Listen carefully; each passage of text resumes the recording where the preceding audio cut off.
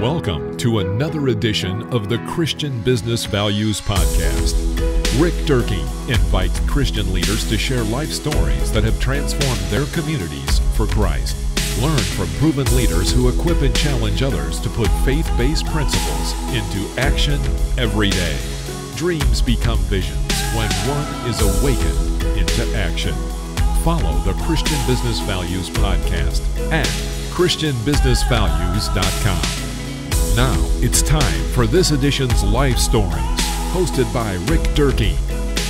And good day, I'm Rick Durkee, your host on Christian Business Values. Today I have a special guest with me. I have Holly Fisher. Good morning, Holly. How are you? Yes, I'm good. Thanks for having me here. Nice to see you and have you in studio. You've been a guest on Christian Business Values before. Yeah. We had to do it audio back then. Mm-hmm. Heck, I think we did everything audio back then. Now we're graduated into the video world and making our podcast visual for people. So hopefully we'll be able to share your story today and influence some others for the benefit of Christ in our community here in Charleston. And since it's worldwide on the web, that's right. Worldwide. So all over the place. Get your message out about your business and whatnot. Holly, could you start by giving a little bit of background on your time in the community here, your business and family life a little bit? Sure. Happy to. Yeah, I've actually been in the Charleston area for a little over 20 years. Mm-hmm. And I have a business, Fisher Creative, where I'm really helping businesses and organizations create a really clear marketing message and then turn that into a really powerful sales funnel. So websites, emails, lead generators, so that they can, at the end of the day, grow their business and be more successful. Right. Okay. So now your involvement in the Christian community, tell me about that a little bit and how you got involved here in the Charleston area. Yeah, sure. So my family and I have gone to Seacoast Church in Mount Pleasant for the last several years. Mm-hmm. And I've been involved in a variety of different things there over the years, some women's ministry, and then also in the last year or so helping out with sort of their workplace impact group, which is really sort of that sort of aligning the business owners and Christian space. And I love that concept because it really does remind people that our business is a mission field, right? And so we don't just all have to serve in professional ministry to be disciples and to be spreading the love and the words of Jesus. Yeah. So in your everyday life, how does Christianity play a role, Holly, for you and just the day in and day out features of life that come along your way? Yeah.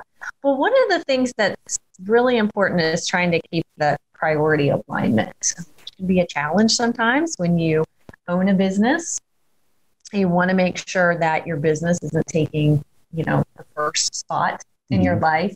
So it is really making sure that it's faith and then family and business. Mm-hmm. So that's really important. And I don't pretend to have that mastered every day, but certainly something to continue to work on and to continue to keep front and center. So that's really important. And then also just, I think, I don't have a quote Christian business, right, where I'm only serving other Christians, or it's not a ministry, driven business. Right. It's a marketing business. I'm working with folks from all walks of life, all over the world. And so certainly my hope is just that by the way I'm interacting with my clients and the other people that I'm working with, that they will be able to see that there's maybe something a little different.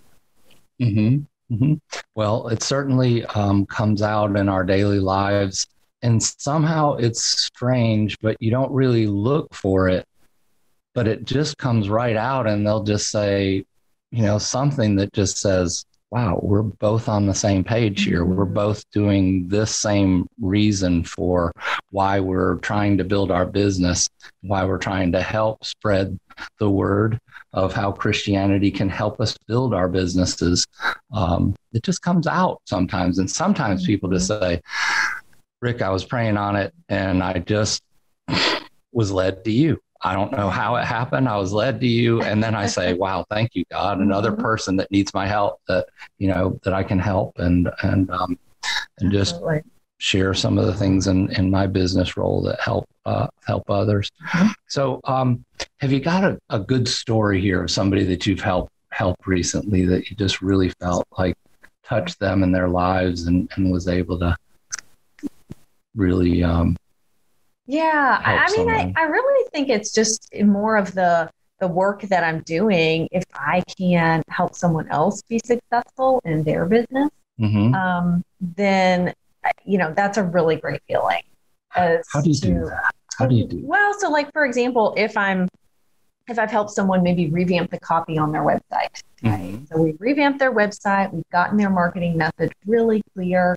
And so they are able to, attract more customers mm-hmm. and ultimately get more sales and grow their business. And so for me, that's just really great when I can hear that from clients that they're growing their business, or just maybe that they even have more confidence in their marketing mm-hmm. because they feel like they have a more clear message, or they have a better website, where they've finally been able to put into words what their business is all about. That's hard. It's hard. Really it really hard. Is. I've mm-hmm. tried so many times and I just get tongue twisted sometimes. Not really sure tough. How I should do that. Mm-hmm. So how do you hone that in? How do you get to that point that really makes that business stand out above the rest? Yeah, so I've actually been working as a StoryBrand certified guide for the last 3+ years. Mm-hmm. So some of your listeners might be familiar with Donald Miller and his book, Building a Story Brand, mm-hmm. which is a really wonderful business book and framework for how you can clarify your marketing message using some principles of storytelling. And so we look back at the ultimate storyteller, and Jesus was able to help others doing that. So I might see a match here. Yeah, he was very clear, right? Mm-hmm. Yeah. So I use that framework to really walk businesses through some really key questions and considerations for how they can really hone in on, the customer that they are serving, the customer client they're serving, that problem that they're solving for people, and really get it so clear that when, someone looks at your website or your social media or other marketing materials, they know exactly what it is that you do and how you're doing it. Mm-hmm. Clarity with huge. Yeah. Clarity with the concept of a story. That's brilliant. So, do you work with other people in your business? Is it a small firm or? Yeah, it's pretty much just me. It is. Yeah, pretty much just me. I do have other people that I will collaborate with when I have a project that requires some things that are not, my area of expertise, such as, graphic design, professional photography, website development, things like that, where I'll have clients that need those services. And so I have people that I will bring in or recommend so that we can make sure that the clients we really want to make sure people are well cared for. Mm-hmm. Mm-hmm. Really, when you look at that, it's so important being a small business owner to have those collateral professionals, your team of professionals. Mm-hmm. Way back when I started in radio, I said, this is Money Matters, and we have a team of financial professionals that are going to help you today. And that was really important to explain that small business owners, it's tough for us to be able to do it all. So we have to outsource a lot, and we have to find those people that we really trust can work in our system and also help our clients. Yeah, absolutely. Because I don't want the client to have to spend a lot of time trying to track down a professional photographer or, a website designer or whatnot. I've got some people that I can just pull right and do a really great job and going to treat them really well. And do you find that some of those contacts come through your church and your connections at Seacoast? Sometimes, yeah. And a lot of it is other folks within the StoryBrand certified community. Sometimes I'll collaborate with other certified guides. Sometimes it is, other professionals that I've just met here locally that I can work with. So how does that work then? Somebody meets with you, Holly, and then they say, I really do need to fine tune this marketing message that I have. How do you create that story with them? Yeah, so we spend some time just really, I like to learn as much about their business as possible, really talking about the kinds of people that they're working with, the kinds of customers that they're serving. And then we'll walk through just sort of a series of questions related to that StoryBrand framework that I mentioned earlier that really allow me to understand their business and then how we can draw people, their potential customers, clients, into their story. Mm-hmm. It's really important that we not make the story all about the business, but that we make it all about the customers and the clients. Drawing them into the story and really helping them be successful. Mm-hmm. Okay. So, I would think that me personally, I would kind of tell a story like an analogy maybe or something that could draw them in. Is that how it works? I'm not really sure. I'm wanting you to teach me. I'm interested. Yeah. Sometimes a lot of it again is really thinking about, if you think about any good story, right? A movie, a great book, TV show, anything like that.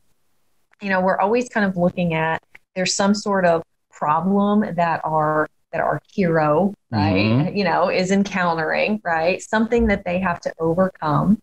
And the same is sort of true with our customers, right? Our customers have some problem that they have some pain of some sort. Yeah. Exactly. Something that is getting in the way of their success. And so just like a good movie, we want to follow that hero or that character onto success. And as businesses, we can really step into the role of the guide there. Just as you would have, sort of an Obi-Wan Kenobi, right? Coming along as a guide, we can do the same thing as business owners. So we know that, if I'm working with a small business and maybe they're struggling with their marketing or their marketing message, I can then step in and say, all right, I'm here to help you with that. I'm here to help you as the guide, help you become the hero, be successful, grow your business.